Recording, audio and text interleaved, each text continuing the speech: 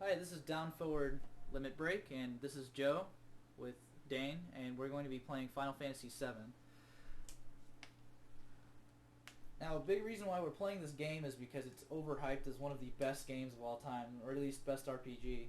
And especially with the release of Final Fantasy Advent Children a while ago, a lot of people are interested in this game, even if they haven't played it.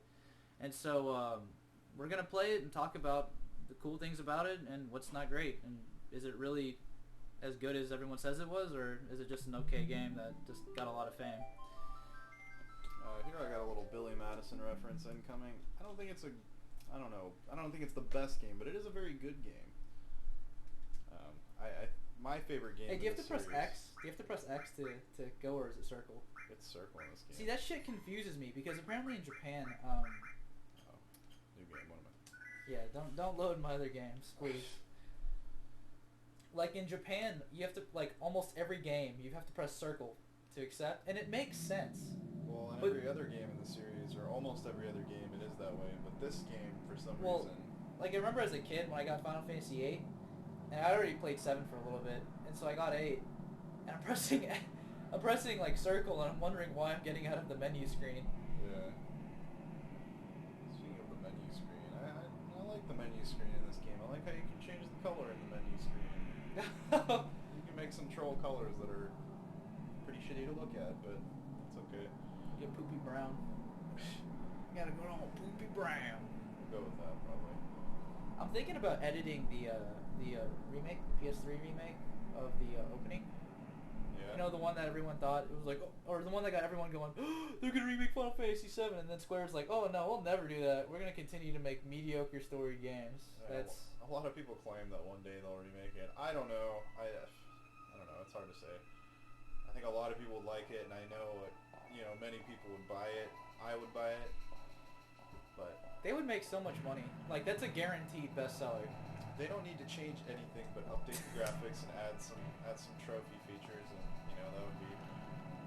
that would be good enough. Yeah, and let's not add the whole Advent Children costume because that I'm sorry, it looks gay. Yeah, I agree. I like his original better. That's true. The soldier outfit.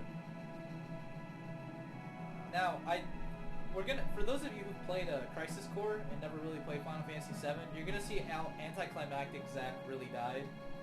Oh god. Like in the game, it's like so sad. You're fighting the fucking army, and this one it's like 3 Shinra soldiers come up and gat him down from behind. Yeah, no, I totally agree. I guess they decided if they're gonna make a game around that character, they can't have him die to 3 peons, Like, Can you imagine that shit? Like you kill Genesis and Jill and fight off Sephiroth, and then you die to a Shinra soldier. Yeah. Oh man, look at those graphics. It's fantastic. Okay, the character on the left there, Jesse, she always confused me. I wasn't Isn't sure. Jessie a chick? I believe so. Hey, oh, by the way, this is the PSN download, the one that you can get for PS3. So for those of you who never knew that you can get Final Fantasy VII, please get it. Do yourself a favor, play the game. Yeah, we're qualifying whether or not it's a really good game, but it's one of those must-plays. What are we gonna do with the colors? Pink, dude, fucking magenta or some shit. Do okay, yeah. Poopy brown, we can get poopy brown. How would you even make brown on here? Well, it's got RGB. I'm just retarded when it comes to colors. Yeah. Let's do pink. Okay. Let's have one pink corner. It's poopy brown. I just don't know how we make that. Well, I mean, maybe, yeah, it's when you mix all the colors together, maybe. No, but that makes white. Yeah. I mean, like science teaches you that, like, if you mix all the colors together, it's, like, white. But when you do the paints and shit, it just turns brown. I mean, as innocent as it is as a kid, it's like, oh, I'm gonna make the rainbow just by mixing all the colors. Alright. Okay, that looks kind of cool. Alright. Menu is gonna be stupid to look at. Hey, active time battle? Or time flow? Active is okay. Okay. I like the battle speed to be up as well. Well, yeah, the battle speed up is fine. Yeah, I mean, I don't want to waste time just battling. It works well for grinding and such, but there are some, depending on if you're doing some sort of challenges and such, it's better to have a low battle speed. Okay, so I want to point out how the game's graphics are amazing compared to the previous game, which is Final Fantasy VI, which is still a sprite-based game. It's true. Final Fantasy VI. I mean, it was also on the SNES versus the PS1. I mean, but yeah, it was a huge upgrade. This game was revolutionary when it came out. Now I heard that they're trying to go to Nintendo again because all of the early games were with Nintendo, but I think Square wanted to go to CDs, and PlayStation was doing that. Yeah. I remember seeing that one of those like random like gaming history things on G4. Hey, press select. That makes everything so much easier. Yeah, true. I agree. So, one really cool thing about this game is they have like these pre-made backgrounds where it's like fixed camera angle, kind of like Resident Evil. Final Fantasy really doesn't do that after 9, but I actually like it. Oh no, we're naming him something else. He's not Cloud in this game. Let's see. You could be Cloud semicolon. No. Cloud colon. No, let's just go with Cloud. We'll take one letter off. No. He'll be Cloud. Oh, it sounds French or something to me. What do you think? I mean, Cloud works. I like. We'll go with Cloud. Cloud was dramatic and Cloud. Cloud.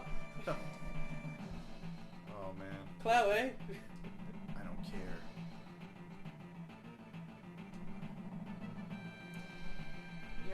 Another thing though. Wait. Is there no censorship in this one? Oh no, it was always like that. No.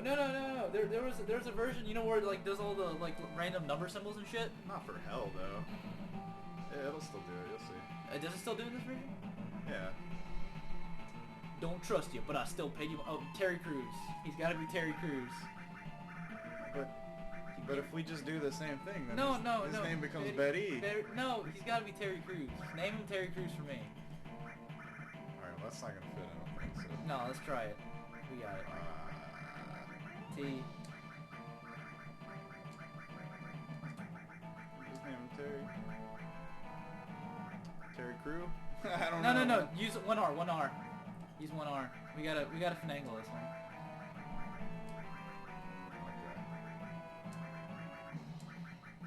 Everyone's gonna call him Terry Crews. That'll work. Dude, he's nice and buff, man. And if anyone from the NFL, or previously from the NFL, deserves a Gatling hand, it's Terry Crews.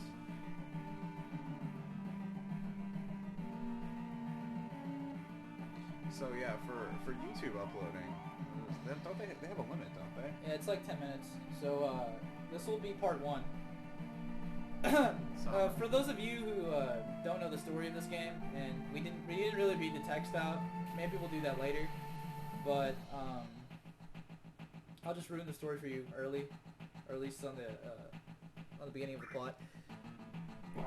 You're an ex-soldier, which they don't really tell you what it is, at least right now. And you're a mercenary. You're hired by these people to help them out. Well, what they're gonna do is they're asking to help them to bomb the Mega reactor, and you're working with this group called Avalanche. They're pretty much eco-terrorists. So like maybe Final Fantasy VII too will be with PETA. Oh god. But you're working with eco-terrorists, and you're trying to blow up the reactor because it runs off of Mako energy, and that's pretty much the life of the planet. Yeah, it's like the planet's life. Always describe it.